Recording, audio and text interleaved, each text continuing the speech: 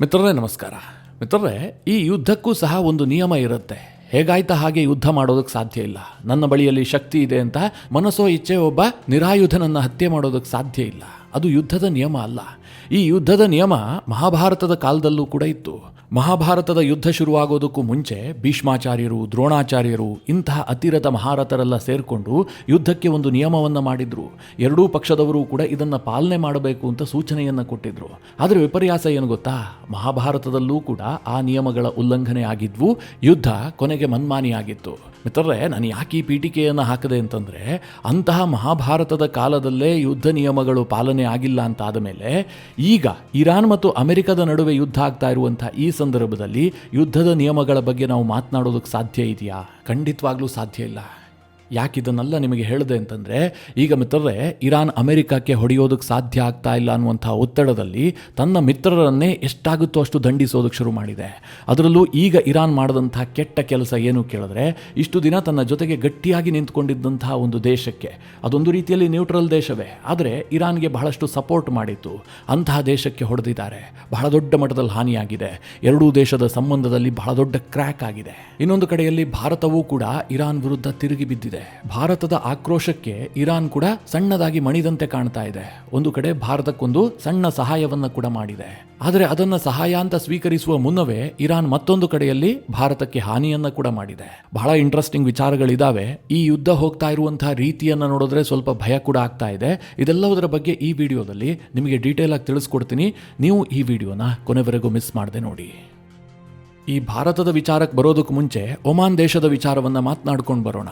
Oman ದೇಶ ಇದೆಯಲ್ಲ, ಇದು ಈ ಯುದ್ಧದಲ್ಲಿ ನ್ಯೂಟ್ರಲ್ ಪ್ಲೇಯರ್. ಅದಕ್ಕೆ ನಾನೇನು ನಿಮಗೆ ವಿವರಣೆ ಕೊಡಬೇಕಾಗಿಲ್ಲ ಅಂತ ಭಾವಿಸ್ತಿದ್ದೀನಿ. ಯಾಕೆ ಅಂತಂದರೆ, ಈ ಯುದ್ಧ ಶುರುವಾಗೋದಕ್ಕೆ ಮುಂಚೆ ಅದನ್ನು ನಿಲ್ಲಿಸೋದಕ್ಕೆ ಅಂತ ಒಮಾನ್ ಅನೇಕ ಪ್ರಾಮಾಣಿಕ ಪ್ರಯತ್ನವನ್ನು ಮಾಡಿದೆ.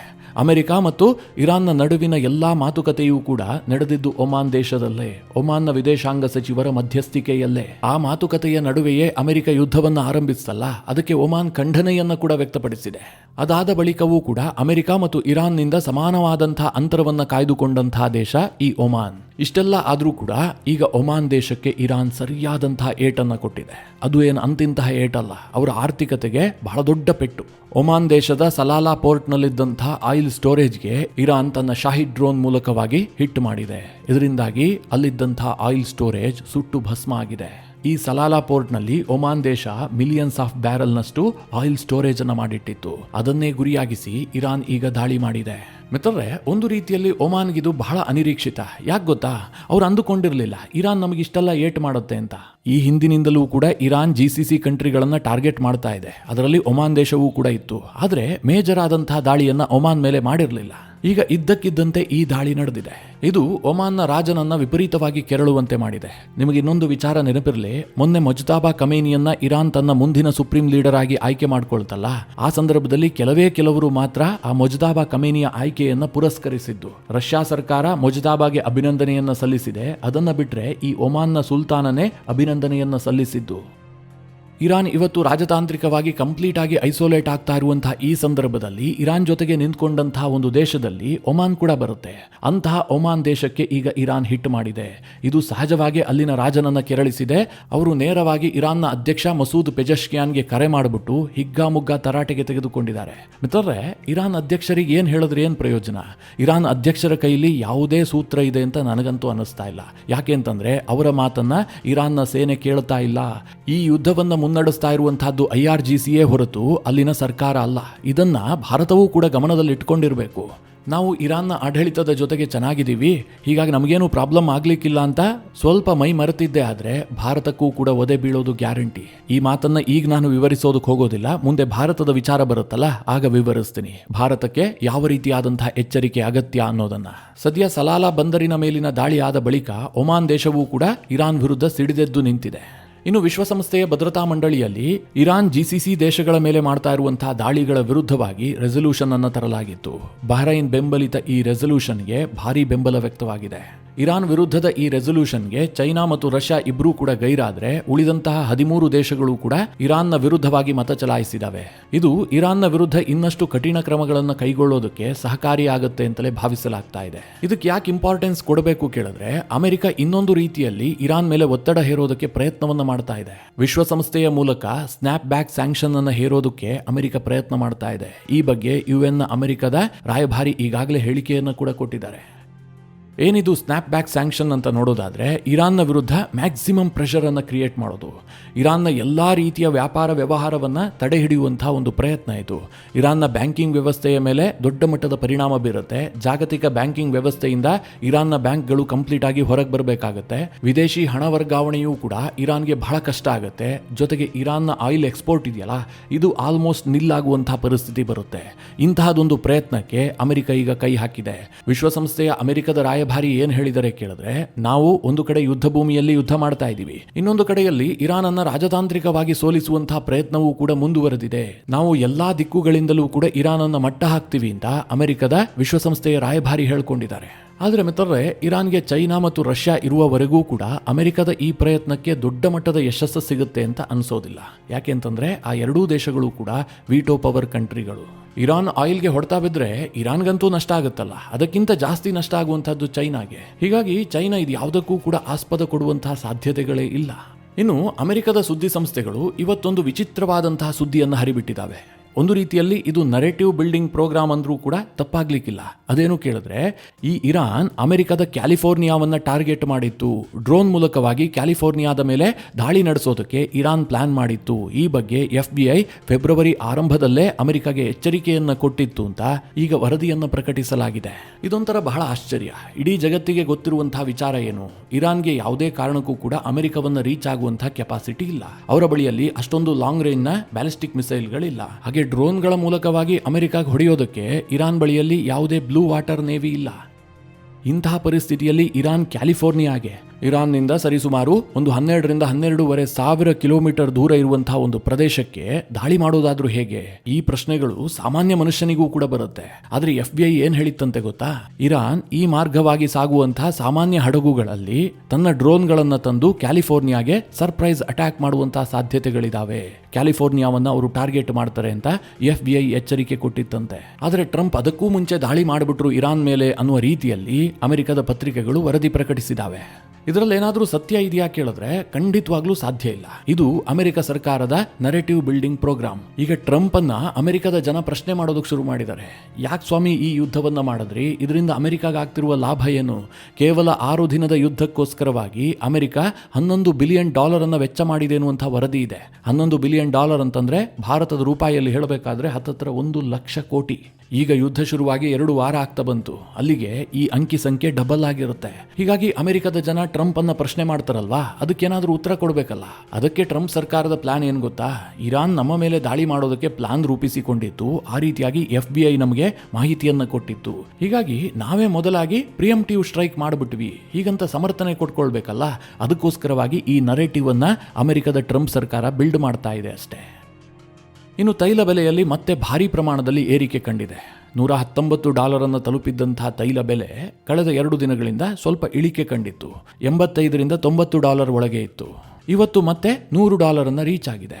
ಹಾಗೆ ನೋಡೋಕೆ ಹೋದ್ರೆ ತೈಲ ಬೆಲೆಯಲ್ಲಿ ಇವತ್ತು ಇನ್ನಷ್ಟು ಇಳಿಕೆ ಕಾಣುವಂತಹ ನಿರೀಕ್ಷೆಗಳು ಹುಟ್ಟಿದ್ವು. ಯಾಕೆ ಕೇಳಿದ್ರೆ IEA ಒಂದು ದೊಡ್ಡ ತೀರ್ಮಾನವನ್ನ ಮಾಡಿತ್ತು. ಈ IEA ಅಂತಂದ್ರೆ ಇಂಟರ್ನ್ಯಾಷನಲ್ ಎನರ್ಜಿ ಏಜೆನ್ಸಿ. ಇದು ಸ್ಥಾಪನೆಯಾಗಿದ್ದು 1974ರಲ್ಲಿ. ಇದರ ಕೇಂದ್ರ ಕಚೇರಿ ಫ್ರಾನ್ಸ್ನಲ್ಲಿದೆ. 1973ರಲ್ಲಿ ಒಂದು ದೊಡ್ಡ ಆಯಿಲ್ ಕ್ರೈಸಿಸ್ ಆಯಿತು. ಹೀಗಾಗಿ ಅಂತಹ ಆಯಿಲ್ ಕ್ರೈಸಿಸ್ ಅನ್ನು ಎದುರಿಸೋದಕ್ಕೋಸ್ಕರವಾಗಿ ದೇಶಗಳು ಸಿದ್ಧ ಇರಬೇಕು. ಆಯಿಲ್ ಕ್ರೈಸಿಸ್ ಕಾರಣದಿಂದಾಗಿ ಜನಜೀವನದ ಮೇಲೆ ಯಾವುದೇ ರೀತಿಯಲ್ಲೂ ದುಷ್ಪರಿಣಾಮ ಬೀರಬಾರದು ಅಂತೇಳಿ 1974ರಲ್ಲಿ ಈ IEA ಸ್ಥಾಪನೆ ಮಾಡಲಾಯಿತು. ಇದರಲ್ಲಿ 30 ಸದಸ್ಯ ದೇಶಗಳಿದ್ದಾವೆ. ಭಾರತ ಇದರ ಸದಸ್ಯ ದೇಶ ಅಲ್ಲ, ಆದರೆ ಅಸೋಸಿಯೇಟ್ ಮೆಂಬರ್ ಆಗಿ ಇದರ ಜೊತೆಗೆ ಟಚ್ ನಲ್ಲಿದೆ. ಮಿತ್ರರೇ, ಇಂತಹ IEA ನಿನ್ನೆ ಒಂದು ತೀರ್ಮಾನ ಮಾಡುತ್ತೆ. ತನ್ನ ಬಳಿ ಇರುವಂತಹ 400 ಮಿಲಿಯನ್ ಬ್ಯಾರಲ್ ಕಚ್ಚಾ ತೈಲವನ್ನ ಈ ತಕ್ಷಣವೇ ಮಾರುಕಟ್ಟೆಗೆ ಬಿಡುಗಡೆ ಮಾಡೋದಕ್ಕೆ ಇವರೊಂದು ನಿರ್ಧಾರ ಮಾಡ್ತಾರೆ. ಈ ಇಂಟರ್ನ್ಯಾಷನಲ್ ಎನರ್ಜಿ ಏಜೆನ್ಸಿಯ ಸದಸ್ಯತ್ವ ಹೊಂದಿದಂತಹ ದೇಶಗಳಿದಾವಲ್ಲ, 30 ದೇಶಗಳು, ಅವುಗಳ ಬಳಿಯಲ್ಲಿ ಒಟ್ಟಾಗಿ 1.5 ಬಿಲಿಯನ್ ಬ್ಯಾರಲ್ನಷ್ಟು ತೈಲದ ರಿಸರ್ವ್ ಇದೆ. ಅದರಲ್ಲಿ 400 ಮಿಲಿಯನ್ ಬ್ಯಾರಲ್ನಷ್ಟು ಕಚ್ಚಾ ತೈಲವನ್ನ ಹೊರತೆಗೆಯೋದಕ್ಕೆ ಅವರು ತೀರ್ಮಾನ ಮಾಡಿದ್ರು. ಅಂದ್ರೆ ಅದನ್ನೇನು ಮಾರುಕಟ್ಟೆಗೆ ವ್ಯಾಪಾರ ಮಾಡೋದಲ್ಲ, ತಮ್ಮ ದೇಶದಲ್ಲೇ ಅದನ್ನು ಬಳಸಿಕೊಳ್ಳುವಂತಹದ್ದು. ಉದಾಹರಣೆಗೆ ಈಗ ಅಮೆರಿಕ ಒಂದೇ ದೇಶ 172 ಮಿಲಿಯನ್ ಬ್ಯಾರಲ್ನಷ್ಟು ಕಚ್ಚಾ ತೈಲವನ್ನು ಹೊರತೆಗೆದಿತ್ತು. ಇದರಿಂದ ಏನಾಗುತ್ತೆ ಅಂತಂದ್ರೆ ಆಯಿಲ್ನ ಬೇಡಿಕೆ ಕಡಿಮೆ ಆಗುತ್ತೆ. ಹೊರಗಡೆಯಿಂದ ತರಿಸ್ಕೊಳ್ಳೋದು ಬೇಡ ಅಲ್ವಾ? ಆಗ ಆಯಿಲ್ ಮಾರುಕಟ್ಟೆಯಲ್ಲಿ ಬೆಲೆ ಇಳಿಯುತ್ತೆ ಎನ್ನುವಂತಹ ನಿರೀಕ್ಷೆ ಇತ್ತು. ಈ 400 ಮಿಲಿಯನ್ ಬ್ಯಾರಲ್ ಅಂತಂದ್ರೆ ಸಣ್ಣ ಮೊತ್ತ ಏನಲ್ಲ. ಈ ಹರ್ಮೋಸ್ ಜಲಸಂಧಿಯಿಂದ ಪಾಸ್ ಆಗುವಂತಹ 20 ದಿನದ ಕಚ್ಚಾ ತೈಲಕ್ಕೆ ಸಮ ಇದು. ಹೀಗಾಗಿ ಮುಂದಿನ ಒಂದು ವಾರವಾದ್ರೂ ಆಯಿಲ್ ಪ್ರೈಸ್ ನಲ್ಲಿ ಸ್ವಲ್ಪ ಸ್ಟೆಬಿಲಿಟಿ ಇರಬಹುದು ಅಂತ ನಿರೀಕ್ಷೆಗಳಿದ್ವು. ಆದ್ರೂ ಸಹ ಕಚ್ಚಾ ತೈಲದ ಬೆಲೆ ಏರಿಕೆಗೆ ಕಾರಣ ಏನು ಕೇಳಿದ್ರೆ ಟ್ರಂಪ್ ಅವರ ಎಲುಬಿಲ್ಲದ ನಾಲಿಗೆ. ಹೌದು ಮಿತ್ರರೇ, ಇದನ್ನು ಕೇಳಿದ್ರೆ ಆಶ್ಚರ್ಯ ಆಗಬಹುದು, ಆದರೂ ಕೂಡ ಸತ್ಯ. ಜಗತ್ತಿಗೆ ಅಮೆರಿಕ ಮಾಡ್ತಾ ಇರುವಂತಹ ಯುದ್ಧ ಎಷ್ಟು ಮಾರಕವಾಗಿದೆಯೋ, ಟ್ರಂಪ್ ಅವರ ನಾಲಿಗೆ ಇದೆಯಲ್ಲ, ಇದು ಅದಕ್ಕಿಂತಲೂ ಸ್ವಲ್ಪ ಜಾಸ್ತಿ ಮಾರಕವಾಗಿ ಪರಿಣಮಿಸ್ತಾ ಇದೆ. ಟ್ರಂಪ್ ಅವರು ಕ್ಷಣಕ್ಕೊಂದು ಕೊಡ್ತಾ ಇರುವಂತಹ ಸ್ಟೇಟ್ಮೆಂಟ್ಗಳಿದಾವಲ್ಲ, ಇದು ಜಾಗತಿಕವಾಗಿ ತಲ್ಲಣವನ್ನು ಸೃಷ್ಟಿ ಮಾಡ್ತಾ ಇದೆ. ಇದು ತೈಲ ಬೆಲೆ ಏರಿಕೆಯಿಂದ ಹಿಡಿದು ಷೇರು ಮಾರುಕಟ್ಟೆ ಕೊಲ್ಯಾಪ್ಸ್ ಆಗೋದಕ್ಕೂ ಕೂಡ ಕಾರಣ ಆಗ್ತಾ ಇದೆ. ಟ್ರಂಪ್ ನಿನ್ನೆ ಏನು ಹೇಳ್ತಾ ಇದ್ರು, ಯುದ್ಧ ಆಲ್ಮೋಸ್ಟ್ ಮುಗಿದು ಬಿಟ್ಟಿದೆ, ನಾವು ಗೆದ್ದಾಗಿದೆ ರೀ, ಇರಾನ್ನಲ್ಲಿ ಹೊಡೆಯೋದಕ್ಕೆ ಇನ್ನೇನು ಜಾಗವೇ ಇಲ್ಲ, ಎಲ್ಲದನ್ನ ಮುಗಿಸ್ಬಿಟ್ಟಿದೀವಿ ಅಂತ ಒಂದು ಸ್ಟೇಟ್ಮೆಂಟ್ ಕೊಟ್ರು. ಅದರ ಅರ್ಥ ಏನು ಕೇಳಿದ್ರೆ ಅಮೆರಿಕ ಆದಷ್ಟು ಶೀಘ್ರವಾಗಿ ಯುದ್ಧವನ್ನ ಮುಗಿಸುತ್ತೆ ಅಂತ. ಆದರೆ ಅದೇ ಟ್ರಂಪ್ ಕೆಲವೇ ಗಂಟೆಗಳ ನಂತರದಲ್ಲಿ ಮಾಡಿದಂತಹ ಭಾಷಣದಲ್ಲಿ ಹೇಳ್ತಾರೆ, ಈ ಯುದ್ಧದಲ್ಲಿ ನಮಗೊಂಥರ ಥ್ರಿಲ್ ಬರ್ತಾ ಇದೆ, ಹೀಗಾಗಿ ಯುದ್ಧವನ್ನ ಸದ್ಯಕ್ಕೆ ಎಂಡ್ ಮಾಡೋದಿಲ್ಲ, ಇದು ಹೀಗೆ ಕಂಟಿನ್ಯೂ ಆಗುತ್ತೆ ಅಂತ. ಒಬ್ಬ ಹುಚ್ಚನ ಕೈಗೆ ಅಮೆರಿಕ ಅಧಿಕಾರ ಕೊಟ್ಟಿದ್ದಕ್ಕಾಗಿ ಜಗತ್ತು ಇವತ್ತು ತೊಂದರೆಯನ್ನು ಅನುಭವಿಸ್ತಾ ಇದೆ. ಇದಕ್ಕಿಂತ ಇನ್ನೇನು ಹೇಳೋದಕ್ಕೆ ಸಾಧ್ಯ ಹೇಳಿ. ಇನ್ನು ಮಿತ್ರರೇ, ನಿನ್ನೆ ಒಂದು ಘಟನೆ ನಿಮಗೆಲ್ಲ ಗೊತ್ತೇ ಇದೆ. ಭಾರತಕ್ಕೆ ಬರ್ತಾ ಇದ್ದಂಥ ಥೈಲ್ಯಾಂಡ್ ಫ್ಲಾಗ್ ಇದ್ದಂತಹ ಒಂದು ಹಡಗಿಗೆ ಇರಾನ್ ದಾಳಿ ಮಾಡಿತ್ತು. ಹರ್ಮೋಸ್ ಜಲಸಂಧಿಯ ಬಳಿಯಲ್ಲಿ ಈ ದಾಳಿ ನಡೆದಿತ್ತು. ಇದು UAE ದೇಶದ ಖಲೀಫಾ ಬಂದರಿನಿಂದ ಗುಜರಾತ್ನ ಕಂಡಾಲ ಬಂದರಿಗೆ ಸರಕನ್ನು ಹೊತ್ತು ಬರ್ತಾ ಇದ್ದಂಥ ಹಡಗಾಗಿತ್ತು. ಮಯೂರಿ ನಾರಿ ಹೆಸರಿನ ಈ ಹಡಗಿಗೆ ಇರಾನ್ ಹೊಡೆದ ಕಾರಣದಿಂದಾಗಿ ಭಾರಿ ನಷ್ಟ ಸಂಭವಿಸಿತ್ತು.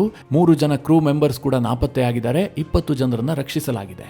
ಈ ಘಟನೆಯ ಬಳಿಕ ಭಾರತ ಸರ್ಕಾರ ವಿಪರೀತವಾಗಿ ಕೋಪಗೊಂಡಿತ್ತು. ಅಂದ್ರೆ ಇದೇ ರೀತಿಯಾಗಿ ಮುಂದುವರೆದ್ರೆ ನಾವು ಕೂಡ ಸುಮ್ಮನೆ ಕೂರೋದಿಲ್ಲ ಅನ್ನುವ ಅರ್ಥದಲ್ಲಿ ಭಾರತ ಕೂಡ ರೊಚ್ಚಿಗೆದ್ದಿತ್ತು. ಅದಾಗ್ತಿದ್ದ ಹಾಗೆ ಜೈಶಂಕರ್ ಇರಾನ್ನ ವಿದೇಶಾಂಗ ಸಚಿವ ಅಬ್ಬಾಸ್ ಅರಾಕ್ಚಿಯ ಜೊತೆಗೆ ಫೋನ್ನಲ್ಲೂ ಕೂಡ ಮಾತನಾಡಿದ್ರು. ಮಿತ್ರರೇ, ಇದರಿಂದ ಆದಂತಹ ದೊಡ್ಡ ಡೆವಲಪ್ಮೆಂಟ್ ಏನು ಕೇಳಿದ್ರೆ, ಇವತ್ತು ಭಾರತಕ್ಕೆ ಬರಬೇಕಾದಂತಹ 2 ಹಡಗುಗಳನ್ನ ಇರಾನ್ ಸೇಫ್ ಆಗಿ ಪಾಸ್ ಆಗೋದಕ್ಕೆ ಬಿಟ್ಟಿದೆ. ಆ ಹಡಗುಗಳ ಹೆಸರು ಪುಷ್ಪಕ್ ಮತ್ತು ಪರಿಮಳ. ಇದು ಜೈಶಂಕರ್ ಅವರ ಮಾತುಕತೆಯ ಫಲ ಅಂತ ಭಾರತೀಯ ಮೀಡಿಯಾಗಳು ವರದಿ ಮಾಡ್ತಾ ಇದ್ದಾವೆ. ಆದರೆ ಒಂದು ವಿಚಾರವನ್ನ ಭಾರತ ಇಲ್ಲಿ ಮೈ ಮರಿಬಾರದು.